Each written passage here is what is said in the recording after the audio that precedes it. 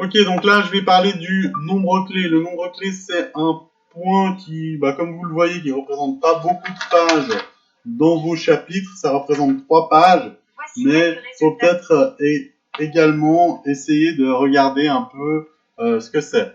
Donc, le nombre clé, c'est pour un magasin de gagner du temps. C'est-à-dire que Mariella, elle voit qu'elle achète ses sacs Michael Kors à un prix, à quel prix elle pourra les vendre, et puis elle va calculer un nombre clé en fonction de ses frais, en fonction de ce qu'elle va payer, etc., etc. On va voir comment ça se passe dans la pratique.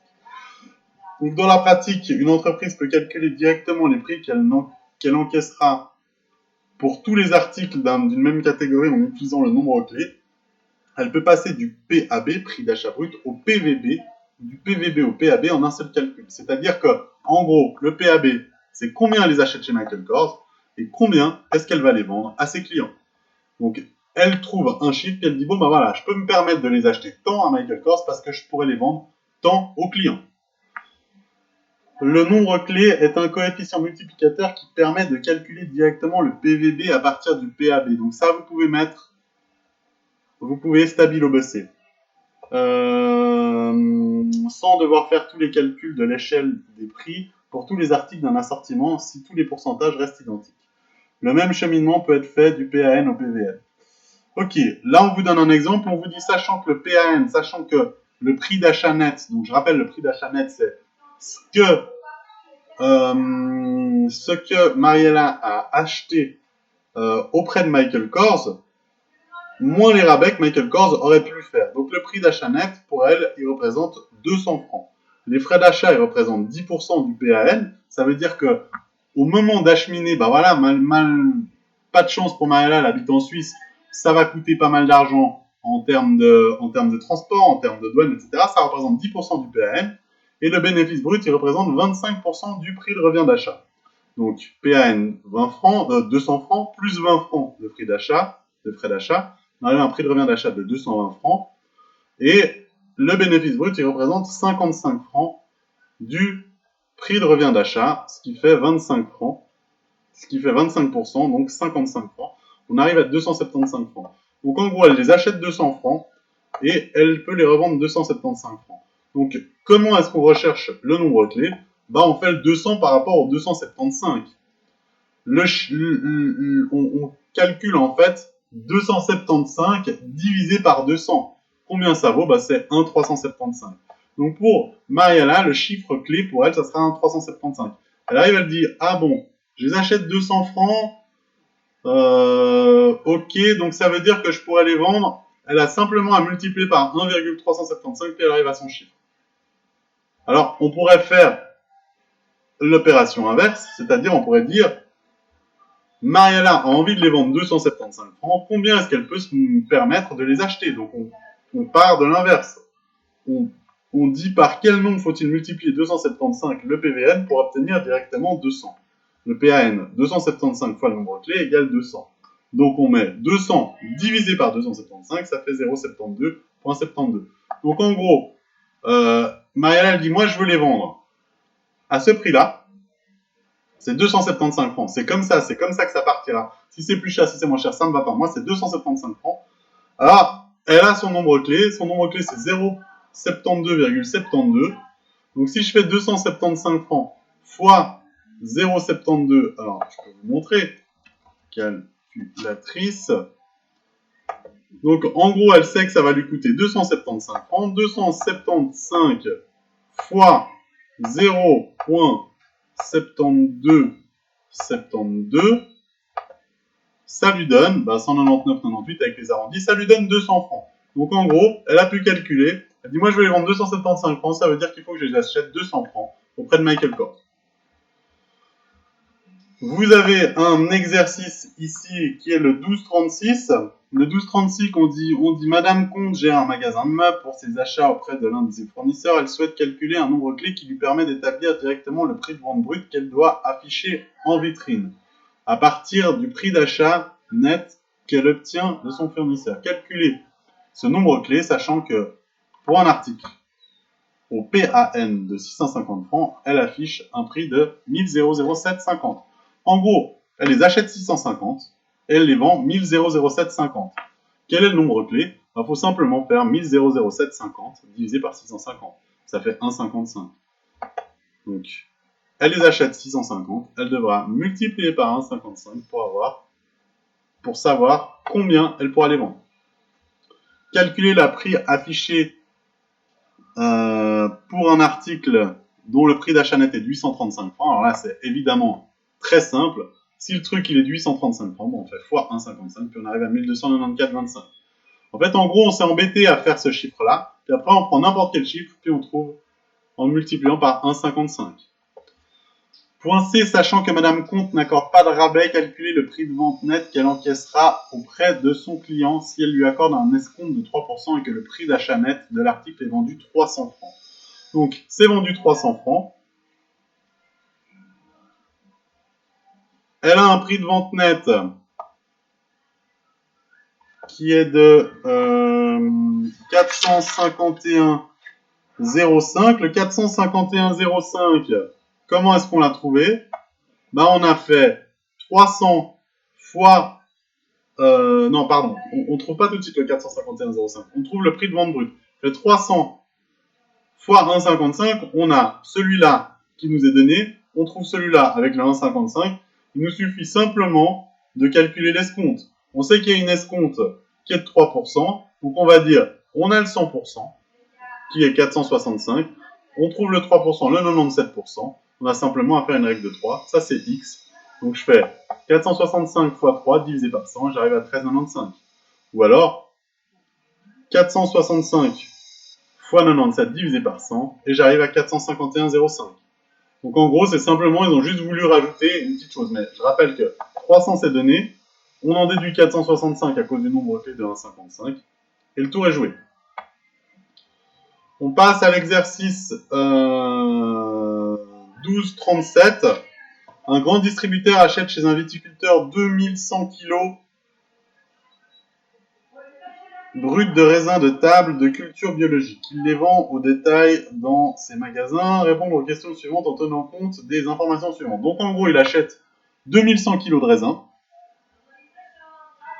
Alors faites bien gaffe à la tare. La tare, ça c'est vraiment un terme. C'est juste que les 2100 kg, il faut bien les mettre dans quelque chose. Il faut les mettre dans un récipient, il faut les mettre dans un truc en plastique. Bah, ce truc en plastique, il pèse quelque chose.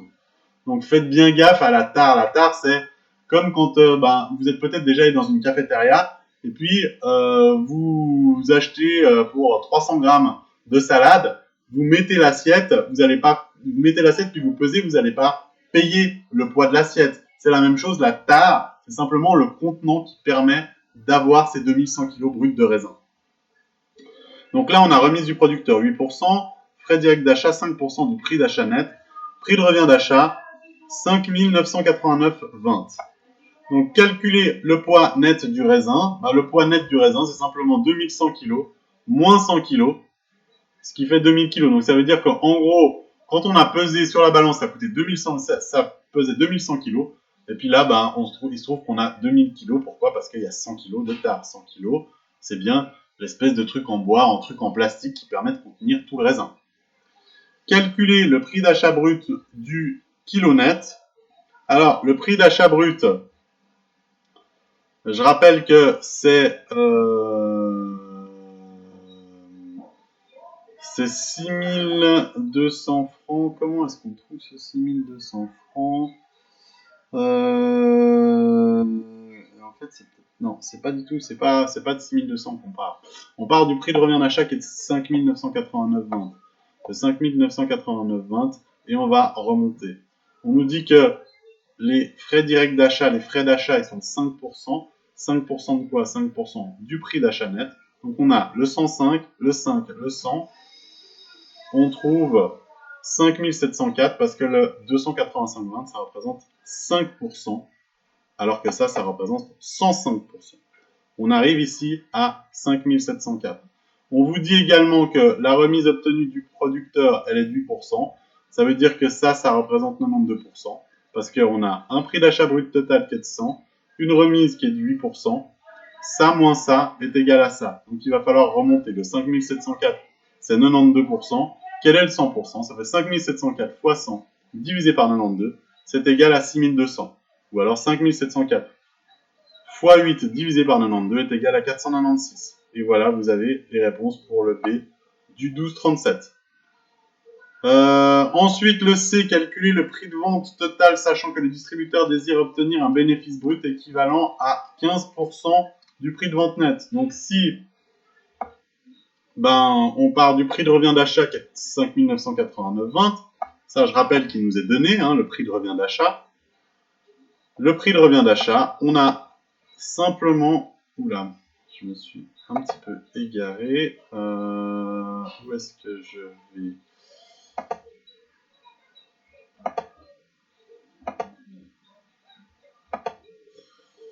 Ça y est, je me suis perdu. Bon, c'est pas grave. Je reprends. Navré. Donc, on en était au 12,37 au point C. Donc, le prix de revient d'achat, 5 989,20. On rajoute simplement 15% de bénéfice brut. Bénéfice brut, je rappelle, c'est la même chose que marge brute. Donc, on rajoute 15%. Donc, ça plus ça, c'est 15%. 15% du prix de vente net. Donc, le prix de vente net, c'est 100%. Donc, ça plus ça. Donc, on a le 5 989,20. On sait que c'est 85%. On sait que ça, c'est 100%. On a juste à calculer ça. Donc, on fait 5 989,20 fois 100 divisé par 85. Ça nous donne 7046,10. Et on en déduit la marge brute qui est de 1056,90. Le point D, enfin, le point D, les frais généraux s'élèvent à 10% du prix de revient. Quel est le résultat net? S'agit-il d'un bénéfice net ou d'une perte nette? Alors, le prix de revient d'achat, 5 989,20, ça on l'a vu. Les frais généraux, ils sont de 10%. 10% de quoi? 10% du prix de revient, on vous le dit. Donc, ça veut dire le prix de revient est de 100%. On fait une règle de 3. On arrive à 6654,65. Le bénéfice net, le prix de vente net, il nous est donné 7046,10. On le remet ici. On a simplement à faire la différence entre les deux. La différence entre les deux fait que le prix de revient est plus petit que le prix de vente net. Il s'agit donc d'un bénéfice net et non d'une perte nette. Enfin, alors non, il y a encore le EFG. Le commerçant désire vendre ce raisin de table avec comme offre promotionnelle un rabais de 4%. Calculer le prix de vente net brut du kilo de raisin, sachant qu'il pense en vendre 1900 kilos. Alors, le prix de vente net, il est de 7046,10, on vient de le calculer. Sachant qu'il veut un rabais de 4%, donc il offre un rabais de 4%. Ça veut dire que son prix de vente brut, ça sera 4% en plus. Donc 7046,10, c'est ce qu'il vend. On doit rajouter 4% du prix de vente brut total. On arrive à 7339,70.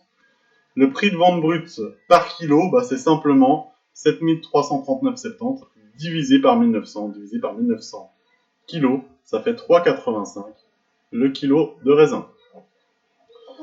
Le point F, calculer le nombre clé multiplicateur qui permet d'obtenir le prix de vente brut total en partant du prix d'achat brut.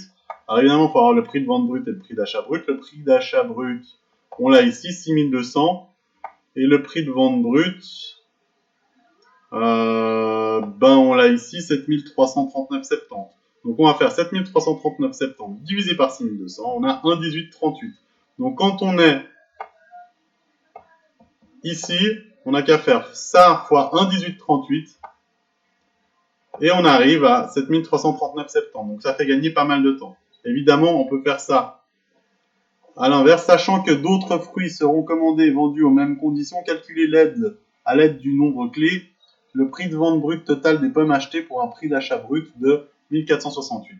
On va faire simplement 1468 fois 1,1838 et on arrive à 1737,80. Voilà pour cet exercice 12,37.